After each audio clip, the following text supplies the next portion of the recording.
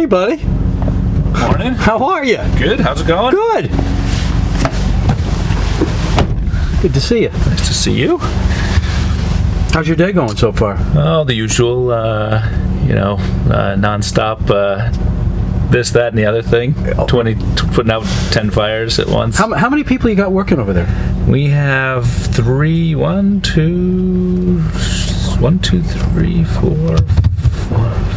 We got 5 in the office. Is that true? 1, 2, 3, 4, 5 and a half in the office. Yep. Actually, 2 of those 5 are not full time. They're 4 days a week. Yep. And then we've got 3 full time in the field, and three in the field full time. And in the summer, we bring in a full time property cleaning person, a trash removal person, full time for the summer. My gosh. And this year we're bringing a full time landscaping mowing person to work with Rob early in the field, mowing our more grassed properties. So it's grown All right. a little bit. Let's start at the beginning. I think Sure.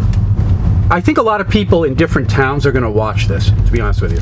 So tell us what the land bank is and when it started, if you wouldn't mind. Sure. The town of Nantucket, with the town planning office at the time and town council, came up with this concept of an entity that would be able to acquire land for open space. And the mechanism they came up with. How long ago was that? This was in 1983 when the legislation was being developed. Were we the first ones?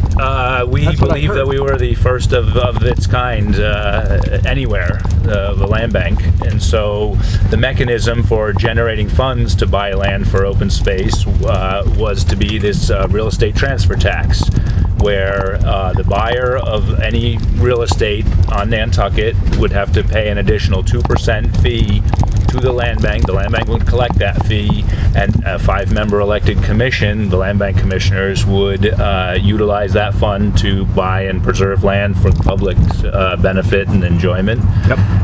And that got passed unanimously at town meeting as a home rule petition, which was sent up to the legislature and passed through the legislature and was enacted, and we started doing our thing in 1984. Why did the land bank come about? What precipitated it? I mean, there was the Nantucket Conservation Commission. They were already here. Or the foundation. I meant the foundation. Yep. Sorry. The foundation was already here. Why did we need to have a land bank? That's a good question. I wasn't here at the time, so I wasn't involved in the the politics and the pressures. But I assume that development was starting to ramp up, and it was a reaction to Nantucket getting discovered and becoming more popular. That's amazing. And what an amazing mechanism. Which I think, as people buy a piece of land, they're investing in their investment. By paying this fee and having the land bank, it's helping enhance their property values. So you think you would highly recommend it? I mean, look, you're on the team. Of course, you would say that, right? Yeah, I mean, it's been fantastic. It's also very difficult to get past through a legislative body, whether in any state in the country. There are not a lot of new land banks popping up. How many are there? There's a handful. There's somewhere between 5 and 10 land banks in the whole country. Scattered around the country. That's all? Probably because it's sort of seen as an independent power of taxation. The legislature does not, or the state doesn't get any of this money. It's 100% collected by Nantucket and administered and spent by Nantucket. And it could be seen as a new tax as well. So there's a lot of political challenges to getting a land bank through the legislature.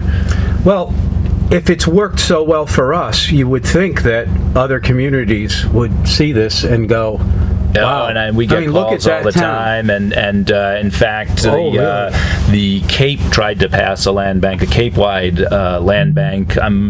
Probably about 10 to 15 years ago, they tried to get a land bank passed, and we can pull in here. Yeah, there's a piece of property, right? That's why I wanted to come here. Yep. Okay, this is newly acquired, is that right? Or It's no? been a few years. We've owned this But aren't you property doing for a something few out years. here too on the? We are working our way through a lengthy permitting process to put a bulkhead around this property. That's what it is. And install a dock so that we can get additional access to the harbor for boaters and have a little bit of a park setting up here. This is Petrel Landing. That's right. That's what it's called. Yeah, Cool. Look at this, huh? yeah, it's a beautiful property.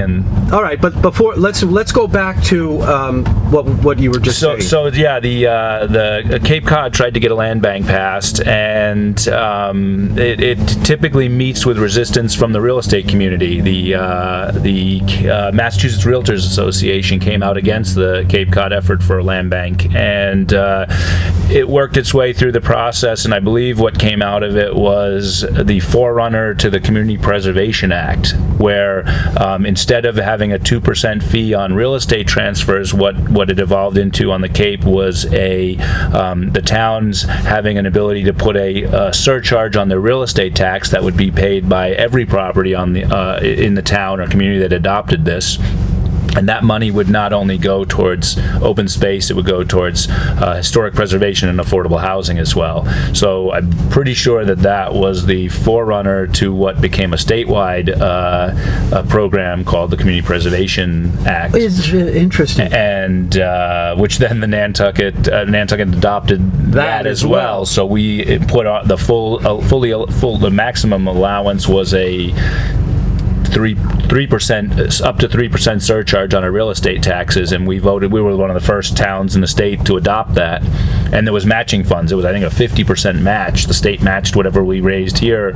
Now that's gone down quite a bit because so many more communities have adopted a Community Preservation Act. But it was interesting that they tried to start a land bank on the Cape, and it evolved into more of this Community Preservation Act, and then more towns wanted it, so the legislature put into place a statewide program people could adopt. So there's no reason to have a land bank anymore? Well, it's definitely not the same size of funding that the land bank enjoys here. Particularly, the Community Preservation Fund doesn't generate the kind of funds the Land Bank Act does. So.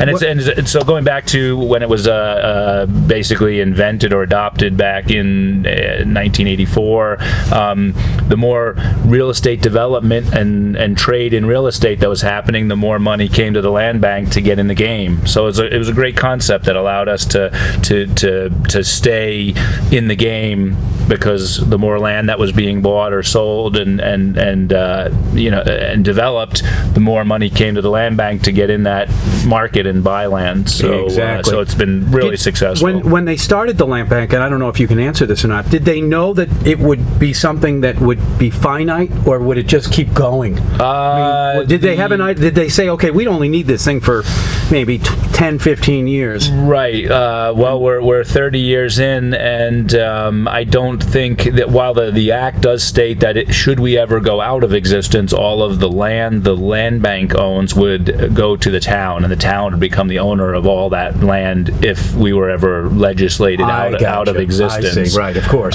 So I don't really think there was a ton of thought put into the end of the road. I assume they just figured way down the road when we got there, people could adjust as needed. Okay. And we're pretty well down that road, but there's still still great pieces of land, and the types of land we're buying right now are typically $5 million a piece, which depletes that fund pretty quickly. So we're really not buying a whole lot of real estate anymore, and just buying. The value of property has gone so high. The supply is low, and the parcels are smaller.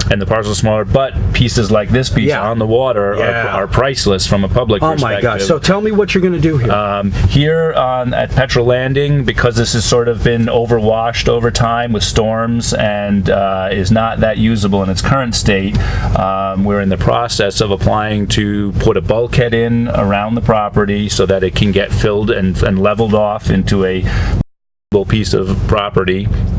and then also put a floating dock in off the end of the property that would run out along here. Traditionally, this area adjacent to the boat basin in the water was called a fairway, which is a channel that led out to the open water. Okay. So this had been dredged. You see these pilings here. There was a dock system here, and this was a channel where the fishing boat, the Petrel, came in and landed and offloaded here. And back in the past, there was also landing craft that came in with supplies that landed here for, I think, the Islands Company or something like that. So anyway, we would have to also do some dredging along this channel so that boats could get in here, and we would work with the Marine Department to manage the boating activity that would happen on the property. And up here on the land side, we'd create a park with benches and a place for people to picnic, enjoy the view of the water. Got it. In the off-season, scallopers would be able to use the property to dock their boats and offload their catch. That's awesome. I love it.